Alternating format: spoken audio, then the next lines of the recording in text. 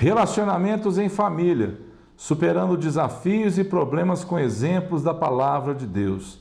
A aula de hoje, aula 9, uma família nada perfeita. Vamos orar então. Pai querido, obrigado, Deus, porque o Senhor nos colocou numa família e podemos crer que a nossa família é uma família bendita do Senhor. Nos ajuda, Deus, a aprender com os exemplos de outros homens e mulheres, outras famílias, para que nós possamos, Deus, praticar nos nossos dias, com aqueles que o Senhor nos deu, como entes queridos, que nós possamos realmente, Deus, praticar tudo o que o Senhor tem nos ensinado. Obrigado pelos temas passados, obrigado por esse tema de hoje, obrigado, Deus, por esse tempo de escola bíblica dominical. Muito obrigado, Pai. Abençoa meu irmão, minha irmã, em nome de Jesus. Não vos enganeis, de Deus não se zomba, pois aquilo que o homem semear, isso também ceifará. Gálatas capítulo 6, versículo 7. Vamos ler de novo? Não vos enganeis, de Deus não se zomba, pois aquilo que o homem semear, isso também ceifará. Vamos lá então para a verdade prática dessa lição. Tudo o que plantarmos, vamos colher, não se preocupe. Essa é uma lei universal de Deus que pode ser constatada na própria natureza. Vamos lá para a introdução então, vamos ver. Do sucesso militar à negligência familiar, nos deparamos com um homem como outro qualquer, entre seus acertos e erros, chamado um homem segundo o coração de Deus. É papel dos pais transmitir a fé cristã e a devoção piedosa para os seus filhos, não negligenciando essa parte fundamental na criação deles. Cuidado, porque essa parte piedosa fica parecendo algo, sabe, que não traz para nós a realidade da vida cristã. Não, mas o que nós queremos dizer é o seguinte: nós precisamos transferir para os nossos filhos, para as pessoas que estão ao nosso redor, o quê? Um caráter cristão, tá bom? Nós precisamos ser o quê? Despertados para uma vida em constante o quê? Oração e vigilância. Nós hoje vamos falar sobre Davi, sobre o rei Davi. Vamos falar sobre a família do rei Davi, os filhos que ele constituiu através da bênção da maternidade que Deus deu às suas esposas, que eram muitas também, né? Nós já falamos sobre a vida de Salomão, que teve 1000 mulheres no total. Quem foi Davi perto de Salomão? Mas eu creio que tudo começou vendo também o exemplo do pai dele. Vamos falar um pouquinho sobre os filhos de Davi. Lá em 1 Crônicas, nós vemos lá o primeiro filho de Davi, chamado qual? Aminon. Depois, Daniel, também chamado de Quileabe.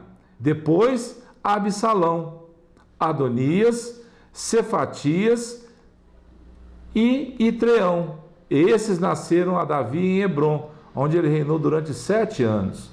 Depois, Simeia, também chamado de Samua, Sobabe, Natã e Salomão, filhos eles de Batseba.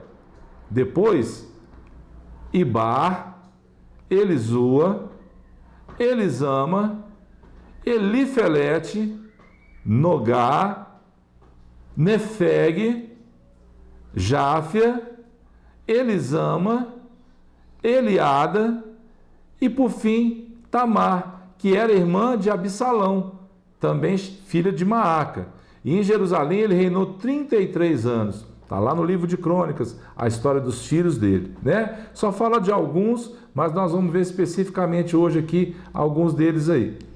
Muitos casamentos, muitas responsabilidades, muitos problemas, muitas guerras, mas as derrotas no campo familiar trouxeram conflitos irreparáveis ao rei de Israel. Vamos falar um pouquinho sobre uma das filhas dele, Tamar. Era filha de Maaca, neta de Talmai, rei de Jesur, e irmã de Absalão, meia-irmã de Aminon, porque era filha de Davi. Absalão, também filho de Davi, terceiro filho do rei, assassinou Aminon, conspirou contra o rei e rebelou-se também contra seu pai, o próprio pai, o rei Davi. Aminon demonstrou ser o quê? Desajustado emocionalmente e dominado por paixões carnais. E aparece um outro personagem nessa história, chamado Jonadab, que era primo de Aminon. É o tipo de amigo que não se deve ter por perto quando se vive algum conflito pessoal ou familiar. O mal, na maioria das vezes, sempre atrai o mal. Por isso, esse homem induziu Aminon a satisfazer sua paixão com um plano de mentira que envolvia Davi e, a princípio, Tamar. E, finalmente, quem? Absalão, que foi quem matou Aminon. Muitas vezes o Senhor permite que os pecadores sofram tristezas e aflições, para que eles e também outras pessoas que veem os seus exemplos possam temer a Deus. Nós vamos falar um pouquinho sobre essa situação que Davi viveu. Estava ali no palácio, no pátio, observou Batseba tomando banho e por causa disso despertou no coração dele algo que não agradou ao Senhor, algo que trouxe muita tristeza para a vida de Davi. Por quê? Porque nisso Davi pecou. Ela era mulher de Urias. Davi manda trazer. Eu não consigo nem por um milagre talvez resumir para vocês essa história de Davi, os erros e acertos de Davi numa aula de 15 minutos. Por isso eu preciso que você leia 2 Samuel, quando acontecem essas coisas, a história de Tamar, como é que foi que Aminon enganou Tamar, pediu que Davi mandasse que ela fizesse uma comida para ele, ele estava se fingindo de doente, ela foi, fez a comida, ele forçou, obrigou ela a se deitar com ele, depois Aminon despreza essa menina. E aí o que Absalão, que era irmão dela, fez? Absalão mata Aminon. E isso entra muita coisa no meio dessa história. Mas nós hoje precisamos falar da desestrutura familiar que foi causada por Davi. Vamos em frente então. Mesmo tendo reconhecido o seu adultério, com Batseba, o assassinato, a dissimulação, ele enganou Urias, mandou Joabe levar Urias para uma frente de onde ele fosse morto. Depois mandou realmente trazer Batseba. O filho que eles tiveram morreu 7 dias depois que ele nasceu.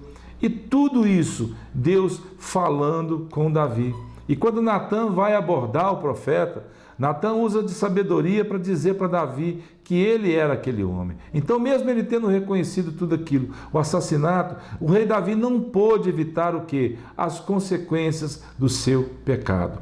Não é uma coisa pela outra, irmãos. Entenda isso. Mas nós sabemos que de Deus não se zomba. Tudo que o homem plantar, certamente ele vai colher. Vamos ler um pouquinho, um pedacinho da passagem disso aí.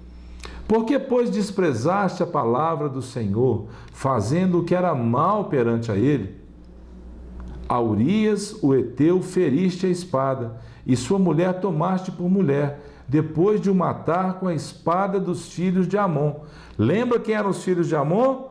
Filhos de Jó, Amon e Moabe, dando origem aos amonitas e os moabitas. Olha eles aí. Agora, pois, não se apartará a espada jamais da tua casa, porquanto me desprezaste e tomaste a mulher de Urias, o heteu, para ser tua mulher. E o Senhor continuou dizendo: assim diz o Senhor, eis que da tua própria casa suscitarei o mal sobre ti, e tomarei tuas mulheres à tua própria vista, e as darei a teu próximo. Quem vai ser esse próximo? Absalão, o qual se deitará com elas em plena luz deste sol. Porque tu o fizeste em oculto, mas eu farei isto perante todo o Israel e perante o sol. Então disse Davi a Natã: pequei contra o Senhor. Disse Natã a Davi: também o Senhor te perdoou o teu pecado, não morrerás. Mas, posto que com isso deste motivo a que blasfemassem os inimigos do Senhor, também o filho que te nasceu morrerá. Então Natã foi para a sua casa. E depois nós entendemos que Davi, ele precisava da misericórdia de Deus. Então, eu deixo uma pergunta para você. O que adiantou tudo isso? O poder que Davi tinha, se a desestrutura familiar alcançou a vida desse homem?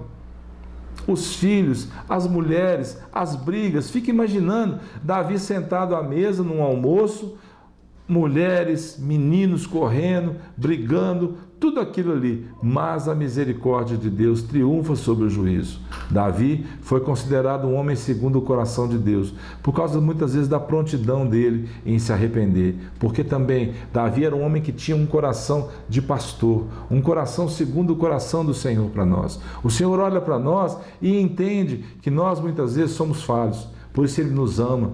Tanto que Natan diz para ele: o seu pecado o Senhor já perdoou, você não vai morrer, mas as consequências, né? Desequilíbrio familiar, vingança, ódio, rebelião, luxúria, mentiras, enganos, usurpação de poder, né? Lembra que Absalão queria tomar o poder do pai dele? Tristezas incalculáveis como consequências da ausência da devida, muitas vezes, correção aos filhos. Olha o que a palavra diz.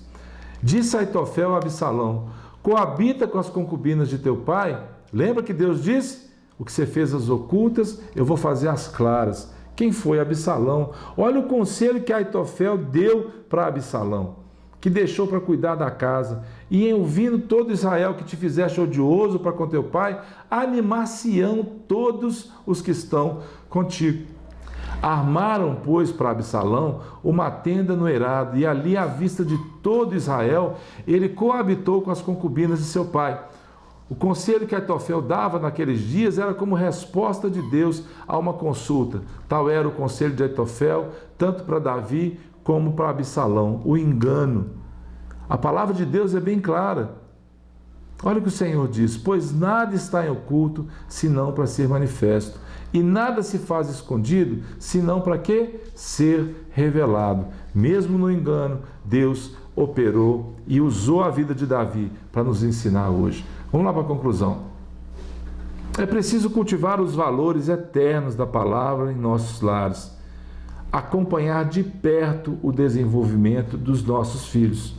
Isso é algo que você precisa urgentemente fazer. Participar ativamente do processo, sabendo que os frutos do resultado serão colhidos no devido tempo. E isso, como diz o apóstolo Paulo, se nós não desfalecermos. Por isso, vamos orar, vamos buscar de Deus participar. Você que ainda tem filhos pequenos, filhos na adolescência, participar da vida dos seus filhos, para que eles possam realmente ser exortados por você, te respeitarem, que eles possam entender a palavra de Deus como é importante para nós e viver uma vida cristã saudável.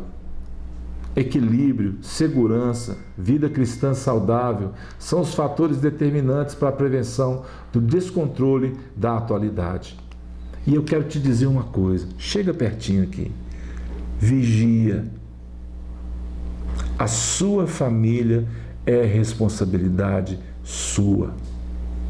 É claro que Deus criou cada um deles, é claro que Deus criou você, mas a responsabilidade é sua, é individual. A alma que pecar, essa morrerá. Você precisa realmente colocar a sua família diante de Deus, a cada dia, buscando o Senhor, sendo exemplo para eles, sendo amoroso, sendo como diz a aula, piedoso, mas sendo misericordioso, sendo longânimo de acordo com aquilo que o Senhor nos ensina, para que a sua família possa se render ao Senhor. Bendito seja aquele que der ouvidos à palavra, aquele que ouvir e guardar estas coisas. Por quê? Porque o Senhor está às portas e nós precisamos apresentar diante de Deus a nossa família. Que o Senhor te abençoe então. Que se a sua família não é perfeita, se a sua família tem defeitos, tem problemas, mas que seja a sua família diante de Deus. Torne isso possível, orando, amando, perdoando, servindo ao Senhor. Que o Senhor te abençoe. Fique em paz e até a próxima, em nome de Jesus.